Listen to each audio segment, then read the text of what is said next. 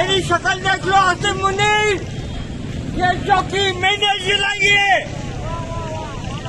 ये चौकी मैंने जलाई है। पाकिस्तान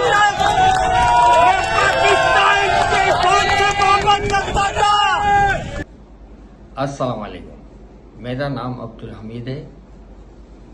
मैंने 9 मई को शारे फैसल पर वाक़े रेंजर की चौकी को पीटीआई क़यादत के उकसाने पर नजर आतिश की थी और आर्मी की आला क़यादत के खिलाफ नारेबाजी की थी, जिसकी वीडियो मेरे बेटे हुज़ैफ़ा ने बनाई थी और मेरे कहने पर वायरल की थी, जिसके लिए मैं शर्मिंदा हूँ और माफ़ी चाहता हूँ और इंसाफियों से कहता हूँ कि लीडरों के बहकावे में आकर इस किस्म की शरपसंदी से दूर रहें। पाक फौज जिंदाबाद, पाकिस्तान पाइंदाबाद। अस्सलाम वालेकुम, मेरा नाम हुज़ैफ़ा हमीद है, बल्द अब्दुल हमीद।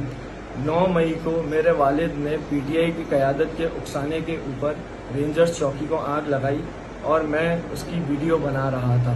इसके बाद मैंने फ़ौज के अफसरान को गालियाँ दी और फिर कोर कमांडर हाउस चलने को कहा।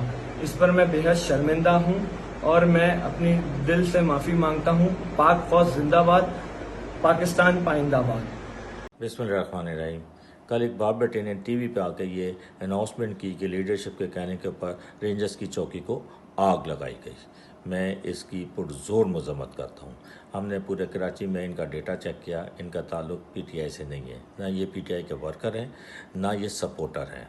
ये किसी ने इनको प्लांट किया और ये प्लांटेड लोग थे ये दोनों। तो हम चाहते हैं कि ऐसे लोगों को अदालत में पेश किया जाए, करार वाक़ई सज़ा दी जाए, क्योंकि पीटीआई ने हमेशा पुरअमन एहतजाज किया। हम ये समझते हैं और ये हमारा ईमान है कि पाकिस्तान के इमलाक, पाकिस्तान के इदारों की हिफाजत करना हमारा फ़र्ज़ बनता है और जो हम करते आए हैं और करते रहेंगे।